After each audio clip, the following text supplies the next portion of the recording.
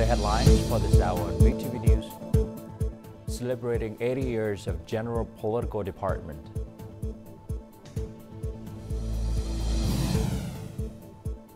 In Vietnam fruit and vegetable sectors, growth amid mounting challenges.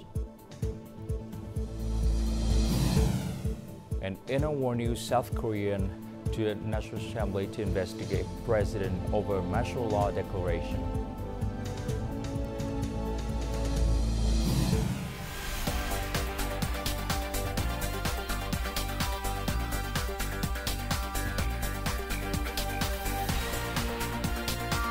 Broadcasting from Hanoi, the capital of Vietnam. VTV News starts right now. Hello, it's 3 p.m. local time in Hanoi. You're watching VTV News. As of Wednesday morning at the 80th anniversary celebrations of the General Political Departments of the Vietnam People's Army, Party General Secretary Tô Lâm, Secretary of the Central Military Commissions, praised the significant contributions of the General Political Department, political agencies, and the entire Army in developing the People's Army. He emphasized that these forces are instrumental in building political and spiritual foundations, ensuring soldiers remain completely loyal to the party, state, and people. Party General Secretary Tô Lâm called on political agencies and the Army to uphold and advance the noble traditions of the nation, the heroic Vietnam People's Army, and the glorious legacies of the General Political Department. He urged them to strengthen solidarity, unity, initiative, and creativity while striving to accomplish their assigned duties.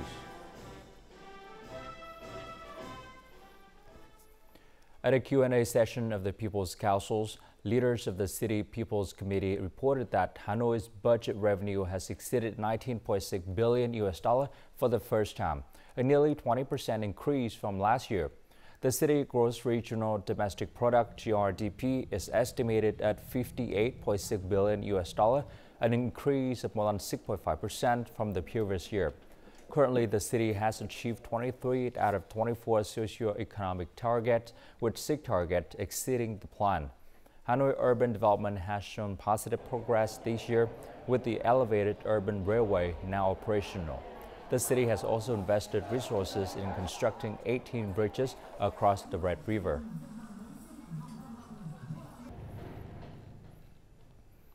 Vietnam's fruit and vegetable exports have surpassed $6.7 billion, a 30% increase compared to the same period last year.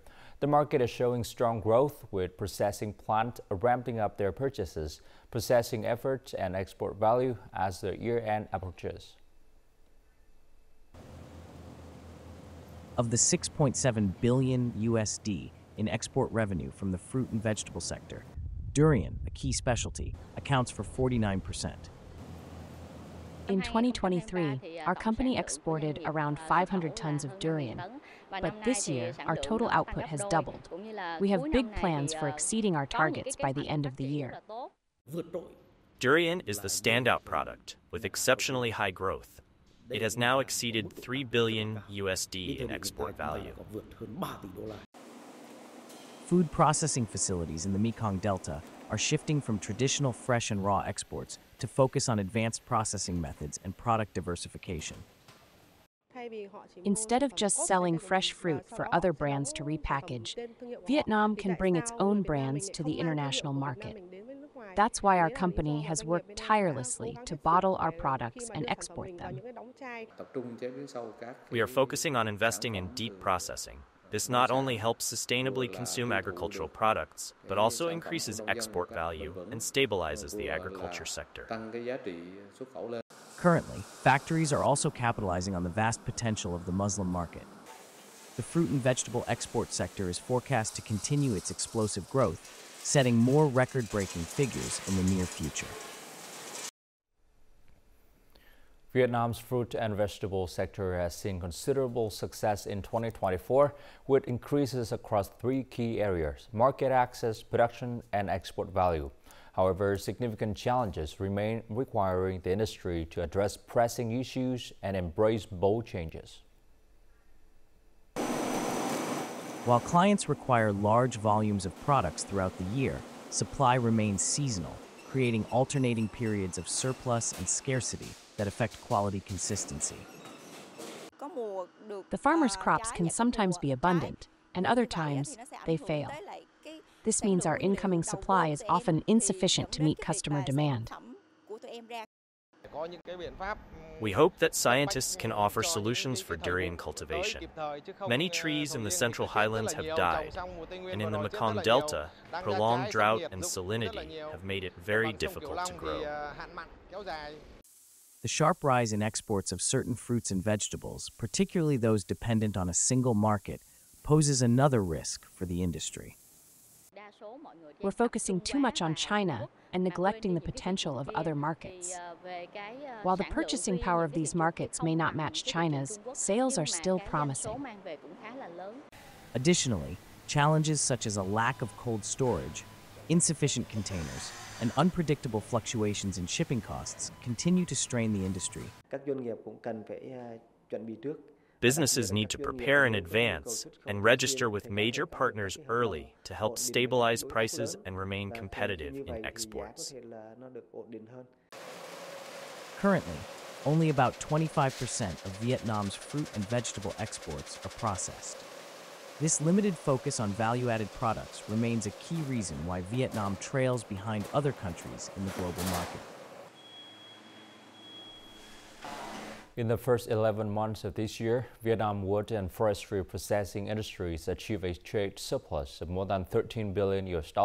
Export growth was driven by positive demand from key markets, particularly the United States and EU. The United States remained the dominant market, representing over half of Vietnam wood export value. On the forestry development front, the country successfully met its annual target by planting approximately 245,000 hectares of new forest.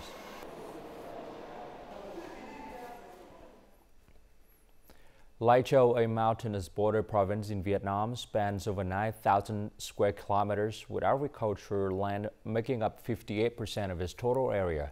By leveraging local resources and implementing coordinated policies and agriculture development programs, the province has transitioned from a small-scale farming to large-scale specialized cultivation zones.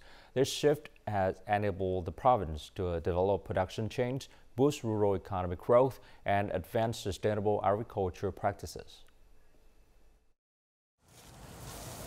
Phuoc Thanh Commune in Thanh Nguyen District is the primary production zone for the VAS 16, a high-quality rice variety. VAS 16 has been chosen for focused cultivation to serve export markets. Our family cultivates 3,000 square meters of VAS 16. It outperforms other varieties in yield, taste, and pest resistance. Expanding high-quality rice cultivation has created a robust raw material base that encourages businesses and cooperatives to invest in and develop brands for specialty rice products. The Nguyen District has developed linked production chains between enterprises and cooperatives for specialty rice. We have partnered with cooperatives to provide farmers with 100% seed support and 50% fertilizer subsidies. Annually, about 100 tons of Sang Cu rice and 60 to 70 tons of Tom Pom sticky rice are sold. Using specialty crops to develop local agricultural brands has yielded clear success. Tea cultivation exemplifies this achievement. What began as a small-scale operation has grown into a network of safe, certified production zones in Lai Châu. The province now boasts over 90 tea processing facilities and more than 200 hectares certified under VTVgo, organic, and sustainable agricultural standards. Regular training sessions equip farmers with advanced techniques and insights. They can practice what they've learned to improve both quality and yield. We've introduced policies to attract businesses, such as interest rate support and incentives for linking farmers, enterprises, and final markets. These measures are robust and effective. Lai Chau's agricultural landscape now encompasses diverse specialized production zones, with 7,600 hectares of macadamia, 10,000 hectares of tea, 4,000 hectares of specialty rice, 12,000 hectares of cinnamon, 8,000 hectares of fruit trees, and 11,000 hectares of medicinal plants. This large-scale agricultural transformation, integrated with green value chains, continues to drive sustainable growth across Lai Chau's highland districts. The Viettel Logistic Park, the first of its kind in Vietnam, was officially inaugurated in Lang Son province on Wednesday morning. This comprehensive logistic hub is expected to reduce pressure on border checkpoints and accelerate custom clearance within the country. Cargo trucks will complete customs procedures at Viettel Logistics Park in Lang Son instead of at the border gates. Vietnamese and Chinese authorities will handle customs clearance directly using advanced technology and integrated data systems. The average clearance time has been cut from 5 days to 1 day. The establishment of the Viettel Logistic Park will lower logistics costs, increase the competitiveness of Vietnamese goods, enhance trade flow, and deliver substantial economic benefits. The park incorporates cutting-edge technologies, including smart gates, 6-dimensional automated scanning systems for container inspections, automated loading areas, and specialized zones for handling e-commerce and express goods using modern robotics. We aim to use the most intelligent, automated, and environmentally conscious technologies in our operations. By mastering our own technology, we aim to achieve faster and more cost-effective processes and flexibly modify our design and operation. In the near future, Viettel Post plans to introduce a railway station at Dong Duc on the line from Lang Son to Pingxiang, China. The station is expected to handle around 20 trains daily, easing the burden on road transportation as trade volumes continue to rise. The 64th European Commodity Exchange took place in Paris recently, gathering more than 120 corporations and enterprises from 60 countries. The event provides a platform for businesses specializing in agriculture productions and trade to discuss and exchange agricultural initiatives. Hosted at the iconic Grand Palais, the event centered on raw agricultural materials. Against the backdrop of this historic cultural heritage site, the exchange featured 130 exhibits showcasing raw materials, research findings, and agricultural reform initiatives. The venue served as a dynamic hub for information exchange and valuable networking opportunities. I think we as a society have undermined the impact of agriculture. Agriculture sustains humanity. It deserves significant investment to address the delays in innovation. I think we must act swiftly, collaborate and find solutions. Together, across different sectors, we can achieve greater impact.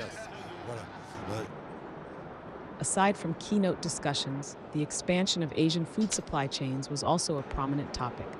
Nations like China and India, known for their rice production, were active participants in these talks. I think Vietnam understands this well.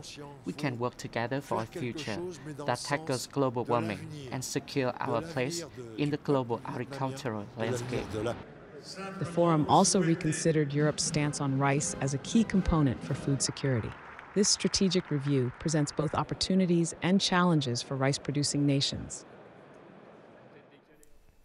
On average, Vietnamese consumers spend 13 hours per week watching live stream sales, ranking 11th globally for online shopping activity. According to Nielsen IQ Vietnam survey, Facebook, Shopee, and TikTok are the country's 3 most popular live stream sales platforms. The market hosts 2.5 million live stream sales sessions monthly with more than 50,000 sellers.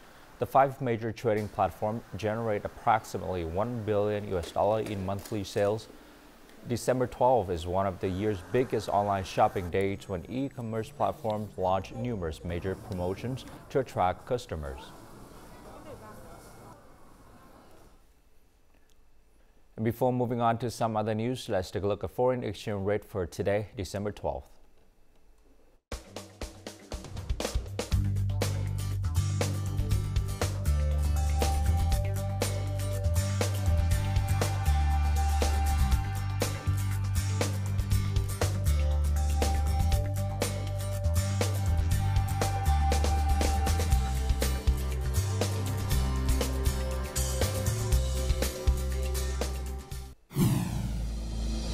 Coming up next on VTV News, technology enhances forest management and protection efforts.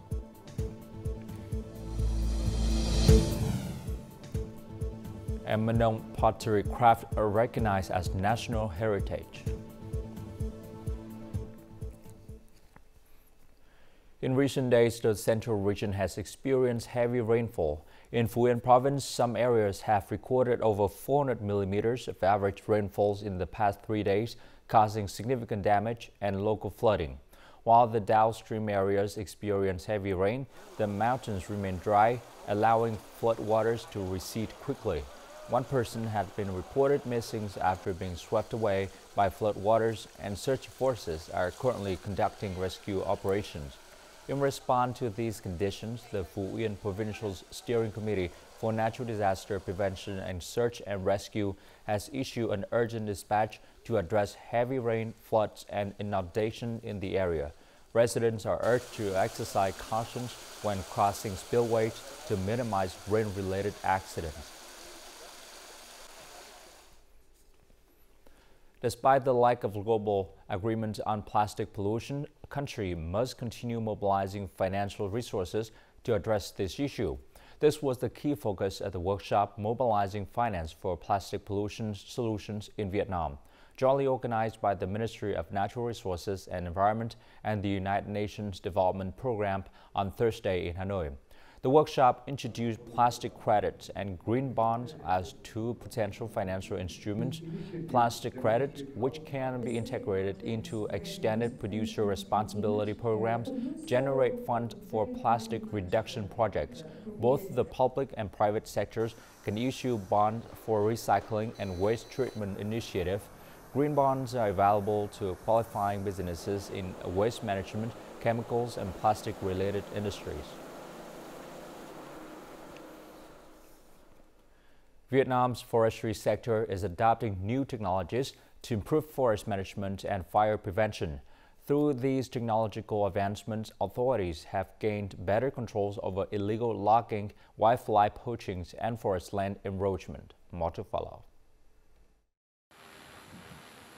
Drones that locate active fires and determine the fastest routes for firefighting teams, and smartphones that can capture and record coordinates of affected forest areas for cross-referencing on mapping systems.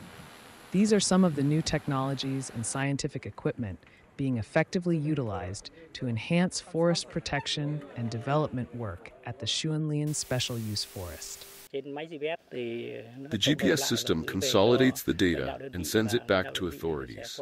They can then track patrol routes and monitor activity. Thanks to the installation of camera traps, the Xuan Lien Nature Reserve has been able to identify endangered and rare wildlife species to better develop conservation measures. We can monitor the activities of local staff, track the status of forest resources, and evaluate the effectiveness of our forest protection patrols and biodiversity surveys. Modern technological tools have strengthened forest protection and management by enhancing monitoring and patrol capabilities for both authorities and citizens.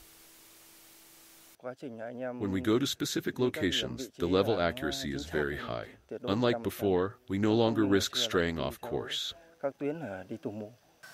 The integration of technology into the forestry sector, particularly for forest protection, development, and fire prevention, effectively safeguards our forests and their rich biodiversity and valuable genetic resources. The People's Committee of Đông Tháp Province held a ceremony on December 12th to announce the conservation and development project for the red-crowned crane at Cham Chim National Park in Tam Nông District.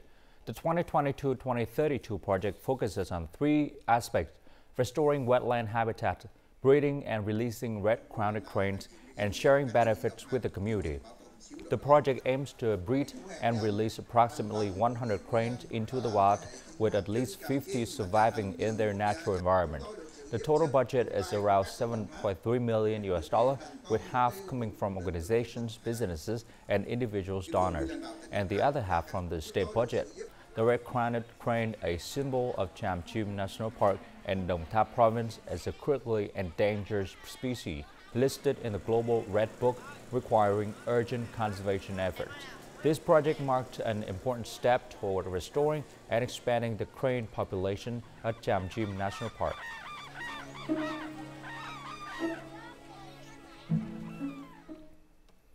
The pottery craft of the Manong people in Đắk Lắk province has been officially recognized as National Intangible Cultural Heritage by the Ministry of Culture, Sports and Tourism.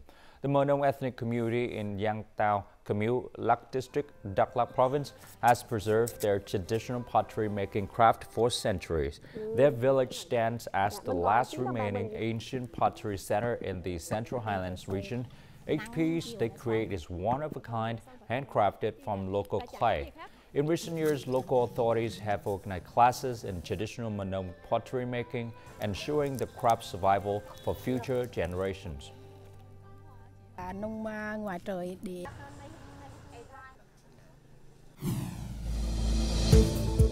Coming up next in our world news, South Korean National Assembly to investigate president over martial law declaration. An urgent investigation launched into missing laboratory sample in Australia. The South Korean National Assembly on Thursday voted a second time on lawmakers' motion to investigate President Yoon Suk-yeol following his declarations of martial law. At the plenary session, South Korean National Assembly Chairman Woo Won-sik urged Parliament to immediately appoint a special counsel to conduct the investigation. During a parliamentary sessions on Wednesday, South Korean Prime Minister Han Dyo-soo acknowledged procedural and substantive errors in the cabinet meeting and that preceded President Yoon Suk-yeol's martial law declaration on December 3rd. The minimum legal requirements for declaring martial law were not met. President Yoon Suk-yeol maintained that his martial law declaration was illegal measures to defend liberal democracy. Millions of Syrian refugees have begun to make their way home following the appointment of a new interim government. Syrian interim Prime Minister Mohammad al-Bashir on Wednesday urged Syrians who have sought refuge abroad to return home, promising protection and essential services for all citizens. He also announced that the interim government has lifted their curfew in Damascus and surrounding areas, encouraging residents to resume their daily activities and return to work. The United Nations High Commissioner for Refugees reports having registered more than 4 million Syrians, most of whom are currently seeking asylum. The Organization of the Petroleum Exporting Country, OPEC, has lowered its global oil demand growth forecast for 2024 and 2025 for the fifth consecutive time. In its December monthly oil market report, OPEC projected a global oil demand growth of 1.61 million barrels per day for 2024, a reduction of 210,000 barrels per day. The group also reduced its 2025 oil demand growth forecast to 1.45 million barrels per day. This downward revision stems from decreased global demand, particularly in major markets like China. Moreover, increased supply from producers outside the OPEC Plus alliance has put additional pressure on oil prices.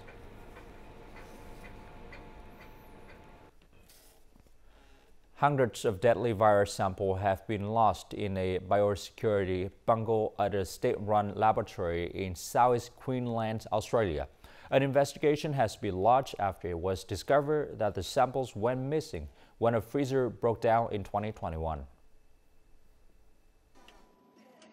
Queensland's Public Health Virology Laboratory is under scrutiny following the disappearance of 323 infectious virus samples. A 6-month investigation has been launched after vials of Hendra virus, Lyssavirus, and Hantavirus couldn't be located. All three can be deadly to humans.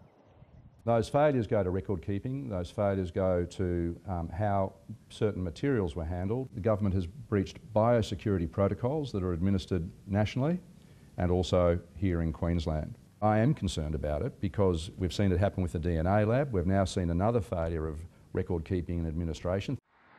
The incident was identified in August 2023, though the samples likely went missing in 2021 after a freezer malfunction.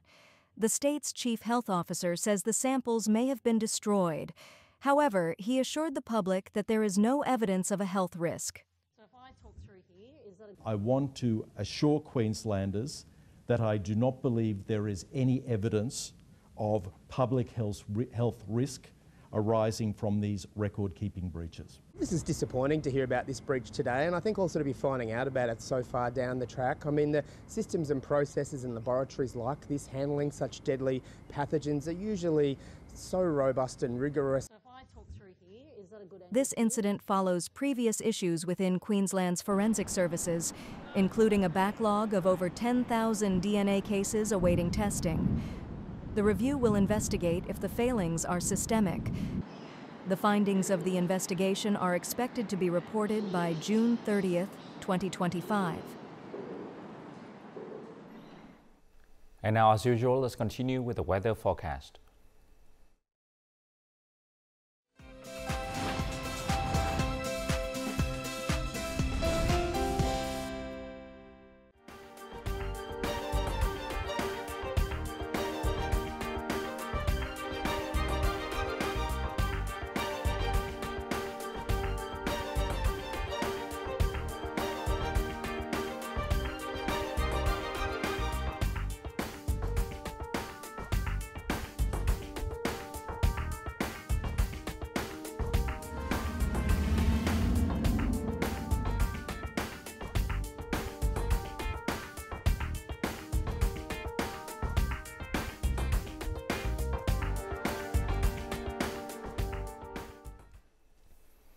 And that's all the news for today. To rewatch our program, you can log on to VTVgo.vn or download our mobile application VTVgo. Thanks for watching and goodbye for now.